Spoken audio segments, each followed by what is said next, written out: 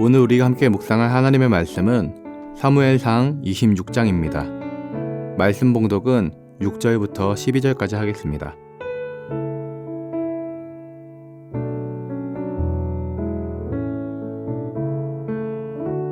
이에 다윗이 햇사람 아히멜렉과 수유아의 아들 요압의 아우 아비새에게 물어 이르되 누가 나와 더불어 진영에 내려가서 사울에게 이르겠느냐 하니 아비새가 이르되 내가 함께 가겠나이다. 다윗과 아비새가 밤에 그 백성에게 나아가 본즉 사울이 진영 가운데 누워 자고 창은 머리 곁 땅에 꽂혀 있고 아브네엘과 백성들은 그를 둘러 누웠는지라. 아비새가 다윗에게 이르되 하나님이 오늘 당신의 원수를 당신의 손에 넘기셨나이다. 그러므로 청하오니 내가 창으로 그를 찔러서 단번에 땅에 꽂게 하소서. 내가 그를 2번 찌를 것이 없으리이다 하니 다윗이 아비새에게 이르되 죽이지 말라.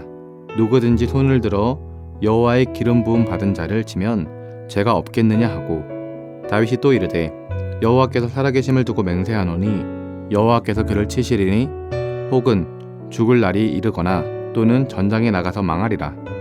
내가 손을 들어 여호와의 기름 부음 받은 자를 치는 것을 여호와께서 금하시나니 너는 그의 머리 곁에 있는 창과 물병만 가지고 가자 하고 다윗이 사울의 머리 곁에서 창과 물병을 가지고 떠나가되 아무도 보거나 눈치채지 못하고 깨어있는 사람도 없었으니 이는 여호와께서 그들을 깊이 잠들게 하셨으므로 그들이 다 잠들어 있었기 때문이더라.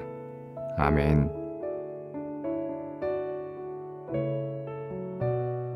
사울은 다윗이 광야 앞 하길라 산에 숨어 있었다라는 첩보를 들었습니다. 그래서 사울은 다시 3,000명을 이끌고 광야로 내려가 다윗을 쫓기 시작했습니다. 하길라 산에 도착한 사울은 길가에 진을 치고 다윗을 잡기 위한 준비를 시작하였습니다. 다윗은 사울이 광야로 왔다는 소식을 듣고 사울이 어느 곳에 진을 쳤는지 정탐꾼을 보내어서 확인하였습니다. 그렇게 다윗은 조심스럽게 사울의 진영을 확인하였고 사울이 진영 한가운데 누워있는 것을 확인했습니다. 다윗은 그의 수하였던 햇사람 아히멜렉과 요압의 아들 아비새에게 누가 함께 갈 것인지를 물었습니다. 그중 아비새가 다윗과 함께 가기로 결단하였고 그날 밤에 그들은 진영 한가운데 있는 사울에게까지 이르게 되었습니다. 사울은 다윗이 자기에게까지 이른 줄도 모르고 창을 바닥에 꽂고 깊은 잠에 들어있었습니다. 아비새가 다윗에게 말하였습니다. 자기에게 명령만 한다면 2번도 아니고 단 1번의 창을 찔러서 그를 죽이겠다고 말하였습니다. 사울은 자고 있었기 때문에 다윗의 말 한마디의 명령만 떨어진다면 그 자리에서 사울은 죽을 목숨이었습니다. 그런데 다윗은 그 자리에서도 놀라운 결정을 합니다. 사울을 절대로 죽이지 말 것과 창과 물병만을 가지고 나가자고 명령했던 것입니다. 그렇게 목숨을 걸고 진영 한가운데까지 들어왔지만 다윗은 사울의 창과 물병만을 가지고 돌아갔던 것입니다. 사울의 창과 물병을 가지고 돌아온 다윗은 이제 사울에게 자신의 마음을 고백하려고 합니다. 다윗은 사울이 다가오지 못할 정도 먼 거리로 가서 사울의 부하 아브넬을 불러서 그를 혼냈습니다.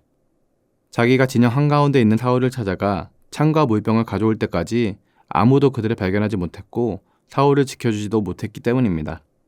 그러나 다윗의 목적은 사실 아브넬보다는 사울과 대화하기 위한 것이었습니다.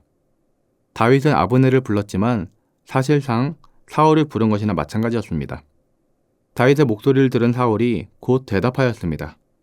사울은 다윗에게 내 아들 다윗아, 이것이 내 음성이냐 하고 물었고 다윗은 사울에게 내 주 왕이여 내 음성이니이다 하고 응답하였습니다.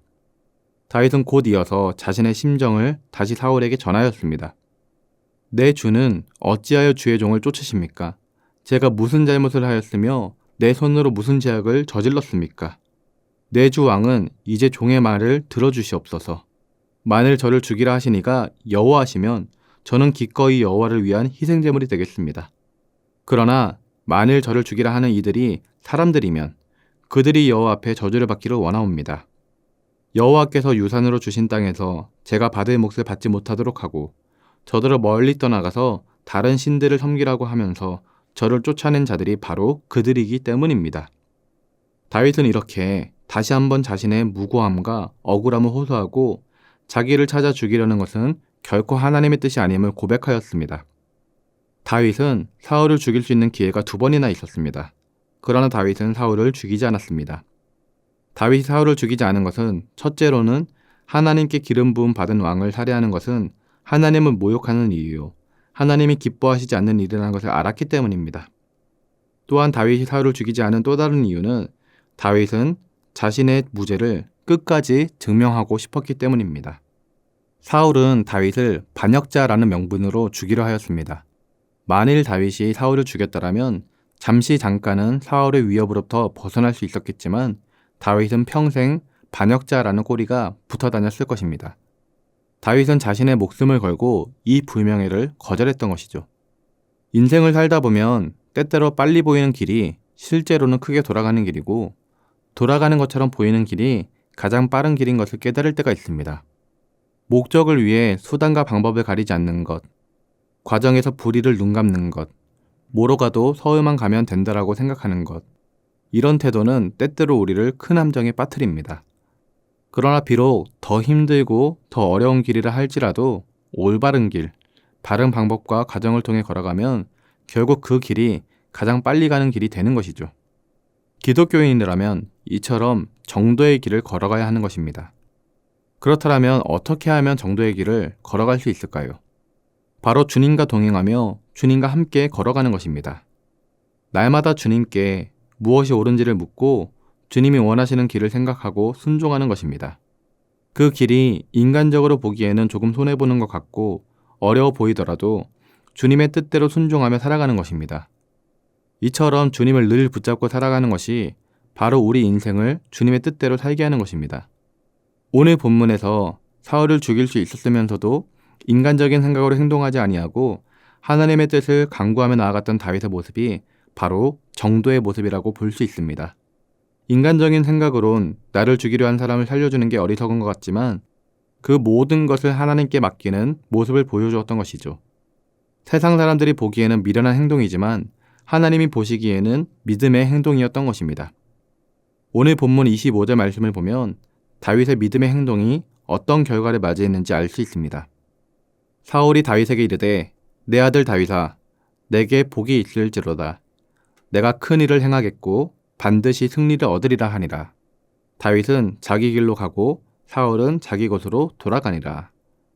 여러분, 결국 다윗은 사울에 의해 죽지 않았습니다. 그리고 자기 손으로 사울을 죽이는 일도 행하지 않았습니다. 하나님께서 하나님의 뜻대로 행하실 것을 신실하게 믿었고 하나님만을 의지하며 행동했기 때문입니다. 인생을 살아갈 때 우리도 다윗과 같은 믿음이 있어야 할 줄 믿습니다. 내 생각, 내 경험을 의지하기보다 하나님이 원하시는 뜻이 무엇일까? 하나님은 어떻게 하길 원하시는가를 물으며 그 뜻을 발견하고 그 뜻대로 순종하며 살아갈 수 있어야 하겠습니다. 사랑하는 성도님들은 우리 인간의 본성을 따르지 말고 하나님의 뜻을 쫓아 하나님의 자녀답게 살아갈 수 있기를 주님의 이름으로 기도드립니다. 기도하겠습니다. 사랑의 하나님 아버지, 우리 인간은 참으로 연약합니다. 다짐을 해도 금방 넘어지는 것이 우리 인생임을 고백합니다. 하나님, 우리는 하나님과 함께하며 하나님만을 섬기며 하나님께만 영광 올려드리길 소원합니다.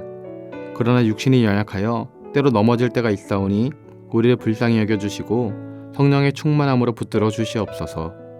나의 생각, 나의 경험대로 행동하지 않게 하시고 늘 하나님의 뜻을 쫓아 살아갈 수 있는 믿음의 사람이 되도록 인도하여 주옵소서. 이를 위해서 날마다 말씀과 기도와 예배 가운데 깨어있게 하여 주옵소서. 감사를 드리며 예수님의 이름으로 기도드립니다. 아멘.